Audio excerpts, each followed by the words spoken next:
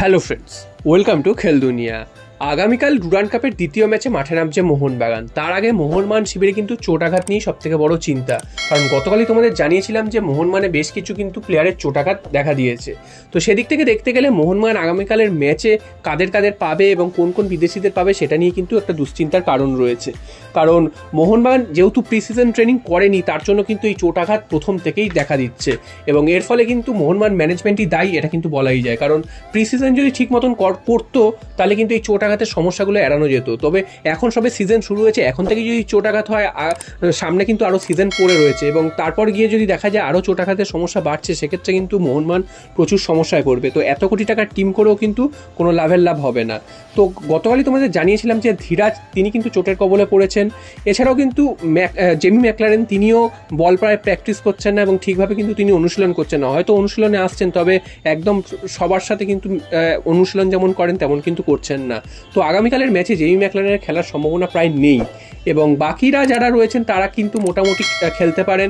Greg Stewart তার পায়েও কিন্তু একটা সমস্যা দেখা দিচ্ছিল, যদিও সেটা খুব একটা গুরুতর নয় বলেই জানা গেছে এবং আগামীকালের ম্যাচে হয়তো তাকে আমরা স্টার্টিং ইলেভেনে দেখতে পারি।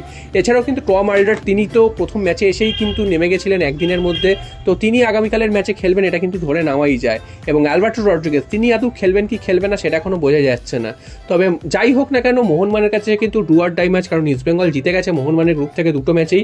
তো মোহনবাগানকে আগামীকালের ম্যাচে কিন্তু জিততে হবে, তা না হলে কিন্তু এক প্রকার বিদায় নিশ্চিত হয়ে যাবে। তো তোমরা জানো যে একটি করে দল যাবে নেক্সট রাউন্ডে এবং দ্বিতীয় সেরা যে দল থাকবে সব গ্রুপের থেকে, তো দুটো দল কিন্তু সেখান থেকে যাবে। তো এইখান থেকে দেখতে গেলে কিন্তু গ্রুপ চ্যাম্পিয়ন হওয়াটাই কিন্তু লক্ষ্য থাকবে যে কোনো দলের। তো ইস্ট বেঙ্গল যেহেতু দুটো ম্যাচ জিতে গেছে, তাই জন্য মোহনবাগানকে কিন্তু আগামীকালের ম্যাচটা জিতে সেই চাপটা রিলিজ করতেই হবে। তো এত যদি চোটাঘাতের সমস্যা তৈরি হয়, সেক্ষেত্রে তো ভালো রেজাল্ট করা কিন্তু মুশকিল। যদিও আগামীকালে যে দলটি খেলবে সেটা কিন্তু এয়ারফোর্সের একটি টিম, তো খুব একটা যে শক্তপোক্ত দল তা কিন্তু নয়। তবে এবং মোহনবাগান কিন্তু সিএফএলেও ছন্দে ফিরেছে। তো সব মিলিয়ে যদি মোহনবাগান আগামীকালের ম্যাচটা ঠিকভাবে জিতে যেতে পারে, সেক্ষেত্রে কিন্তু ডার্বিতে কিন্তু অনেক প্লেয়ারেরই কিন্তু ডেবিউ হতে চলেছে। তো দেখা যাক আগামীকালের ম্যাচে ইন্ডিয়ান প্লেয়ারদের মধ্যেও কারা কারা খেলে, সেটাও কিন্তু একটা নজর রাখার বিষয় রয়েছে।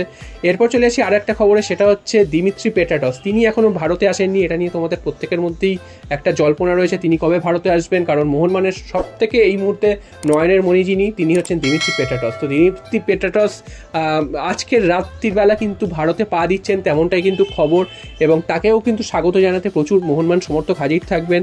এবং দিমিত্রি পেট্রাটস না আসা পর্যন্ত কিন্তু মোহনবাগান সমর্থকরা কিন্তু অনেকটাই উদ্বেগে ছিলেন, কারণ দিমিত্রি পেট্রাটস এমন একজন প্লেয়ার, তিনি কিন্তু যে মাঠের মধ্যে যে নেতৃত্বটা দেন, সেই নেতৃত্বটা অভাব কিন্তু মোহনবাগান বোধ করছিল।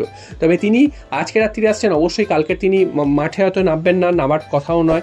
আগামী যে ডার্বি ম্যাচ রয়েছে সেখানে হয়তো তাকে দেখা যেতে পারে। তবে এটাও প্রশ্ন তিনি কতটা ফিট রয়েছেন এবং তিনি কতটা খেলার জায়গায় রয়েছেন সেটাও দেখার।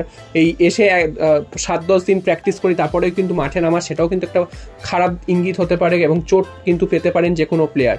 তো তোমাদের যেমনটা কিন্তু প্রথম থেকে বলে আসছিলাম যে মোহনবাগান এত পরে সিজন শুরু করছে, এত পরে প্র্যাকটিস শুরু করছে, সেটা কিন্তু পরে বুমেরাং না হয়ে যায়, তেমনটাই কিন্তু হচ্ছে। বেশ কিছু প্লেয়ারের চোটাঘাত, তোমাদের প্রথমেই যেমনটা বললাম যে বেশ কিছু প্লেয়ার চোটাঘাতের ভুগছে এবং আর আগামী যে ম্যাচগুলো রয়েছে সেই ম্যাচগুলো কিন্তু মোহনবাগানকে খুব সাবধানে খেলতে হবে, যাতে কিন্তু আর চোটাঘাত না বাড়ে। তো দেখা যাক আগামীকালের ম্যাচ মোহনবাগান